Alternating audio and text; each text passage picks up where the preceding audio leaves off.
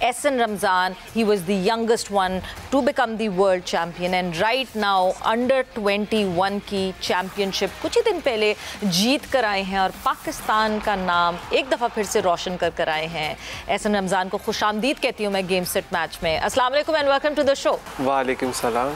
बहुत बहुत खुशामदीद गेम सेट मैच में। Thank you ji. So Ehsan, सबसे पहले तो आपको बहुत बहुत मुबारक हो कि आप एक दफ़ा फिर से आपको मौका मिला कि आप पाकिस्तान का जो है नाम रोशन कर सकें।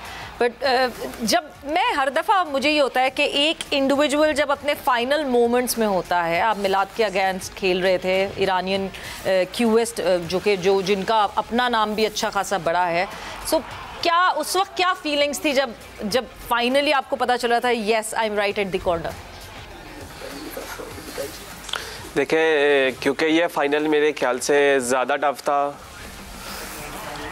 क्योंकि ये फाइनल ईरान में था, तो ईरान के प्लेयर से ही फाइनल था, तो जिसकी वजह से काफ़ी टफ था क्योंकि ऑडियंस ईरान की बहुत ज़्यादा थी।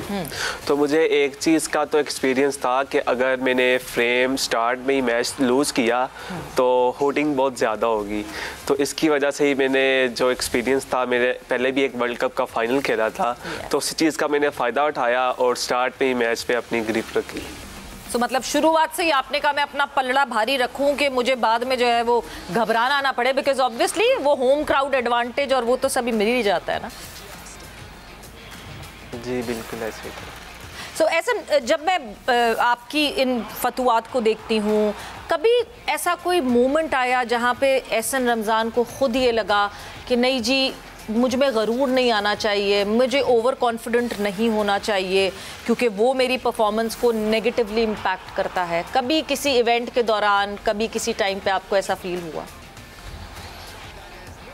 जी बिल्कुल। जब इस चैम्पियनशिप के लिए मैं सिलेक्ट हुआ था, तो जब मुझे कॉल आई कि इस चैम्पियनशिप के लिए आपने जाना है, तो बहुत सारे ऐसे कि जो यही कह रहे थे कि आप हॉट फेवरेट हो, आप ये टूर्नामेंट जीतोगे। तो मैंने यही कहा था कि नहीं, मेरे से भी अच्छे प्लेयर वहाँ पे हो सकते हैं। तो मैं हमेशा यही समझता हूँ कि मेरी गेम सबसे कम है, तो मैं समझता हूँ कि इस टूर्नामेंट में अल्लाह ताला ने इसी वजह से मुझे कामयाबी से नवाजा। बिल्कुल, और यही है, ग्राउंडेड रहना बहुत ज़रूरी है। अब्दुल कादिर साहब जो हैं, अब्दुल वाहिद कादिर साहब हमारे साथ मौजूद हैं। सर वाहिद साहब, क्या कभी कभार जो है, क्योंकि मैंने एहसन से तो पूछा मगर यूजुअली जब एक प्लेयर अपनी पीक टच कर रहा होता है और आपको पता है एक यंग प्लेयर, जाहिर सी बात है मैच्योरिटी लेवल थोड़ा सा कम होता है, आप वो चमक चौंध उस एग्जूबरेंस में खोते हैं कहीं, कितना मुश्किल होता है उसको वापस घसीटना कि नहीं जी फोकस रखो अपना?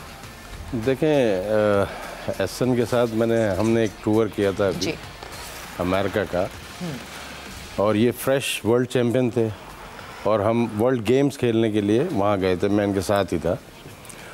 तो वहाँ पर ये थोड़े ओवर कॉन्फिडेंट हुए थे। अच्छा। और वहाँ उन्होंने अपनी गेम मिस की, और वहाँ से जब, क्योंकि हमारा काम ये होता था कि भाई हम इनको गाइड करें कि भाई ये नहीं, इस तरह नहीं, इस तरह ऐसे चलें, लेकिन समाव वो नहीं कर सके और वो हारे। उसके बाद उन्होंने आके डबल मेहनत की है, जो उनसे गलती हुई थी उन्हें एहसास हुआ कि हाँ मैं यहाँ ओवर कॉन्फिडेंट हो गया था और मैं सही नहीं खेला। फिर आने के बाद उन्होंने मेहनत की तो उनको इसका रिज़ल्ट अल्लाह ने दिया कि वो एशियन अंडर 21 एशियन चैम्पियन बनकर आए। बिल्कुल, और बहुत ज़रूरी है कि आपके इर्द गिर्द भी लोग ऐसे हों जो आपको एक रियलिटी चेक मुसलसल देते रहें। बट एहसन, आपके ज्वाइन करने से पहले हमने एक शॉट दिखाया और सुनाया लोगों को, जहाँ पे आपने वज़ीर आज़म पाकिस्तान से, the prime minister of Pakistan Shahbaz Sharif साहब से ये वादा किया कि मैं अच्छी कारकर्दगी करके आऊँगा और जीत कर आऊँगा। सो वादा पूरा किया आपने, उसकी कितनी खुशी है? अल्लाह ताला का जितना शुक्र अदा करूं कम है, क्योंकि मेरे लिए एक ये बहुत फ़ख्र की बात है कि जब मैं गया था तो पीएम से मैंने वादा किया था कि ये टूर्नामेंट मैं पाकिस्तान में लेकर आऊँगा, तो वो भी मैंने वादा पूरा किया। और पाकिस्तान के पास अंडर 21 का चैम्पियनशिप का टाइटल नहीं था, तो अल्लाह ताला का जितना शुक्र अदा करूं कम है कि अल्लाह ताला ने पाकिस्तान को उस टाइटल से भी नवाजा और मैंने अपना किया हुआ वादा भी वफा किया। थोड़ा सा कि ऐसा ये दिल टूटा कि जब आप एयरपोर्ट पे आए तो कोई था नहीं आपको वेलकम करने के लिए? बिल्कुल एक टाइम पे मायूस तो हुआ था, लेकिन फिर एक बार मेरे दिल में ख्याल आया कि अल्लाह ताला की ज़ात ने जो चीज़ मेरे हाथ में देकर पाकिस्तान की तरफ भेजा है, इससे आगे मुझे कोई चीज़ अजीज़ नहीं है, तो इसी वजह से मैं बहुत खुश था। ज़बरदस्त। मेरा ख्याल से यही वो मोटिवेशन है जो आपको मुसलसल अच्छे से अच्छा करने की कोशिश कर रही है, बिकॉज वो कहते हैं ना कि जब आप सब ऊपर वाले पे छोड़ दें, जब आप सिर्फ ऊपर वाले से ही लौ लगाएं, तो आपको फिर और शायद और कहीं किसी की अप्रिसिएशन की ज़रूरत नहीं पड़ती, क्योंकि ऐसा over the period of time आप जाहिर सी बात है ये देखते होंगे क्रिकेटर्स को कितना फेम मिलता है पाकिस्तान में, क्रिकेटर्स के कितने फ़ैन घूमते हैं, कहीं ना कहीं डीमोटिवेशन होती होगी। तो एहसन रमज़ान अपने आप को मोटिवेटेड कैसे रखता है? देखिए, जब मैंने first time final world championship का खेला था, तो तब मेरी ख्वाहिश थी कि वहाँ पे एक मोमेंट आता है कि जब आपका कौमी तराना फाइनल वाले दिन स्टार्ट होता है प्राइज़ सेरेमनी पर, तो वो सिनेरियो मैं वापस देखना चाहता था।